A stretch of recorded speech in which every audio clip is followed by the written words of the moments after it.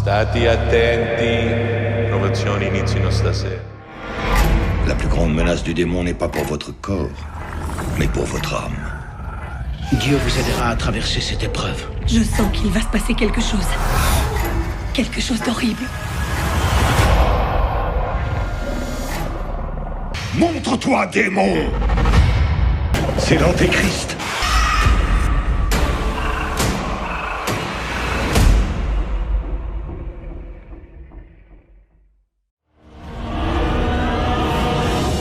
Le mal va passer de leur monde dans le nôtre.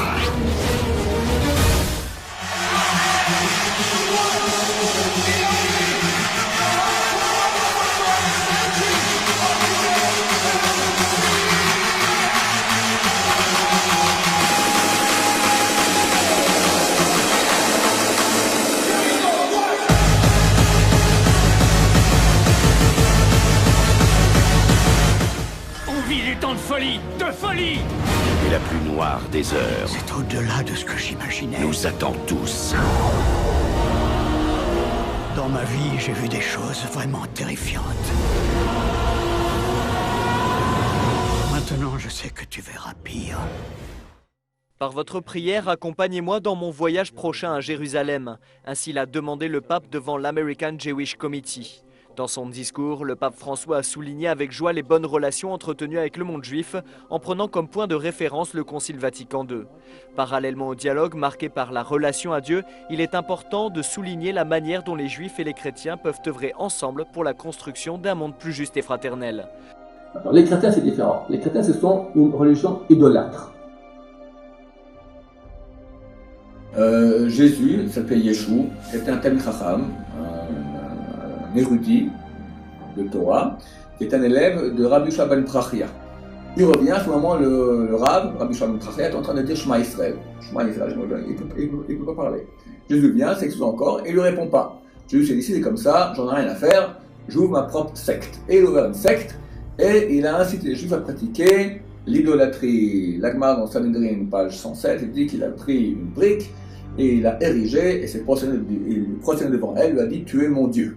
Donc il est absolument impossible que quelqu'un se converse au judaïsme et continue à croire dans son cœur à Jésus. C'est un non-sens total. C'est comme s'il mange du porc toute la journée et il dit je suis un bon juif. Et le porc c'est moins grave que Jésus. Il vénère un homme en chair et en os. Il dit que c'est un Dieu. Ni une bonne femme qui est unie enceinte par le bon Dieu. Ça va, restons calmes.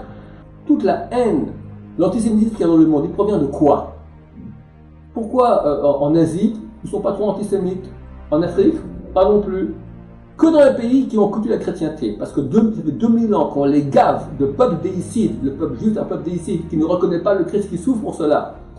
Lâche ma jambe, ça fait 2000 ans que tu veux me convertir, encore sur internet quand je fais un live, je reçois des centaines de mails de chrétiens qui disent réveillez-vous les chrétiens.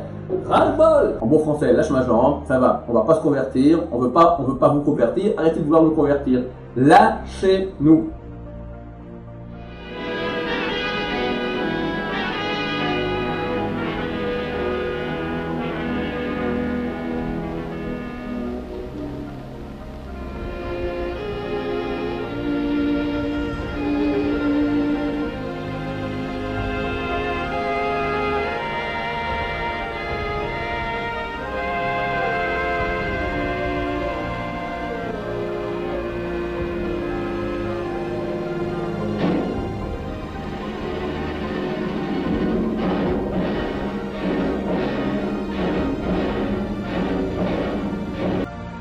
Fratelli Tutti est un plan d'action maçonnique, ni plus ni moins. Je répète, un plan d'action maçonnique, et d'ailleurs, ça a été salué par le frère Mélenchon, et cela a été salué par une loge espagnole, je crois, une obédience espagnole, et aussi, attendez, j'oublie, cela a été salué par le grand imam Ahmad Al-Tayeb.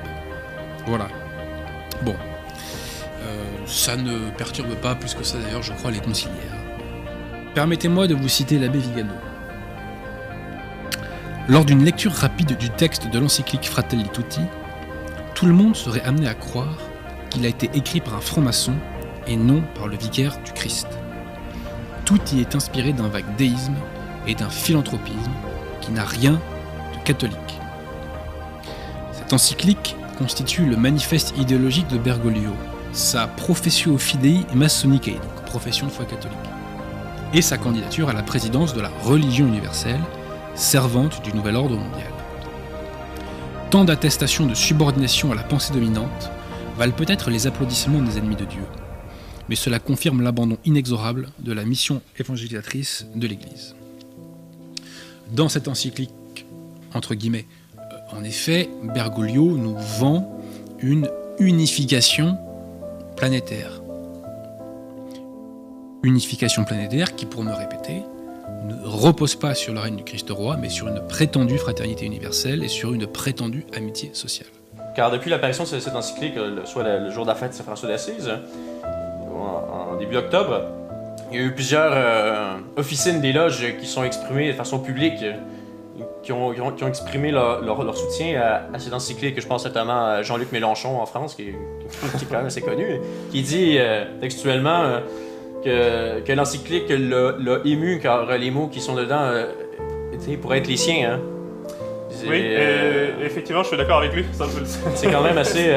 Et sinon, peut-être un petit peu plus gros, il y a eu aussi la Grande Loge d'Espagne, qui s'est prononcée, qui a dit oui, qu'elle endossait cette encyclique, et qui dit au passage que l'Église catholique, ce qu'il représente, qui est censé être l'Église catholique, a fait beaucoup de chemin depuis 50 ans, 60 ans, pour en arriver jusque-là, car ce qu'il défend dans cette encyclique correspond à l'idéal maçonnique de la fraternité universelle. C'est quand même fort, hein? Voilà, mais ce n'est pas surprenant, si vous voulez, que les francs-maçons endossent cette encyclique, parce que cette encyclique, justement, endosse les idées de la franc-maçonnerie.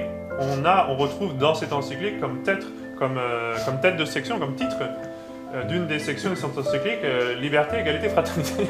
On ne peut pas avoir plus maçonnique que cette doctrine-là. Donc... Oui, le mot d'ordre, il revient plusieurs fois dans les paragraphes. Hein. Oui. On l'a comme titre, mais on l'a aussi qui revient à deux ou trois reprises. Hein.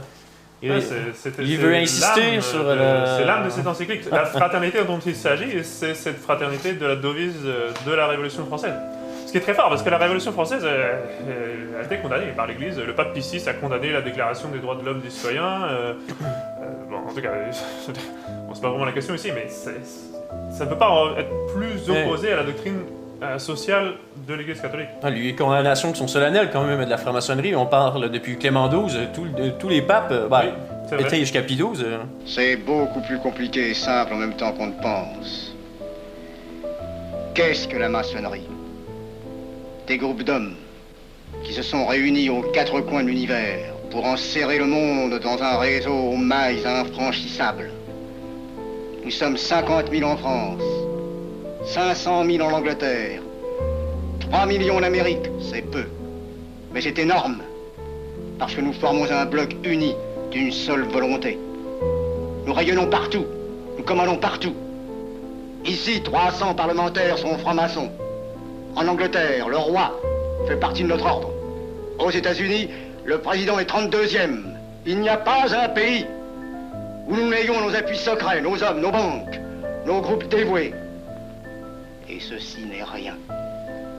Je ne vous montre là de la maçonnerie que la puissance physique. Il y a peut-être autre chose. Mais quoi ? Une doctrine supérieure. Une antique expérience des forces du monde qui nous permet de pousser les peuples tantôt vers la vie, tantôt vers la mort, quand il le faut.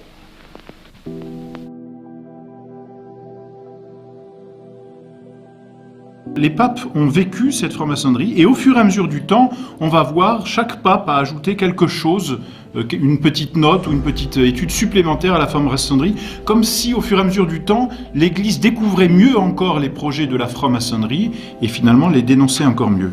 Et ce qui est intéressant, et on va le voir, c'est que dès les débuts, elle a été totalement condamnée. Ça y a rien à faire. C'est-à-dire que même si avec le temps, les papes ont découvert de plus en plus de choses ou de plus en plus d'aspects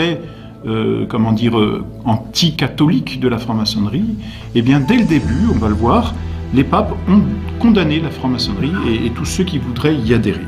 Les autres encycliques et les autres lettres que Monseigneur Lefebvre va commenter durant ce cours, ce sont des actes du magistère qui condamnent des erreurs. C'est d'autant plus intéressant, on le verra, et je l'ai déjà souligné, qu'aujourd'hui, il n'y a plus d'actes du magistère qui condamnent. C'était la volonté de Jean XXIII lorsqu'il a ouvert le concile, n'est-ce pas, de ne plus condamner, c'est-à-dire d'ouvrir l'Église et puis d'arrêter d'avoir cette façon de faire pessimiste de condamnation. Et pourtant, nous allons voir, les papes que nous allons étudier successivement n'ont pas été tendres dans les termes de condamnation de la franc-maçonnerie. Alors voilà, Clément XII en 1738, Benoît XIV en 1751, ensuite Pie VII en 1821, Léon XII en 1826, Pie VIII en 1829, Pie IX, il y en a énormément, et surtout celle qui est importante ensuite, c'est celle de Léon XIII, Humanum Genus.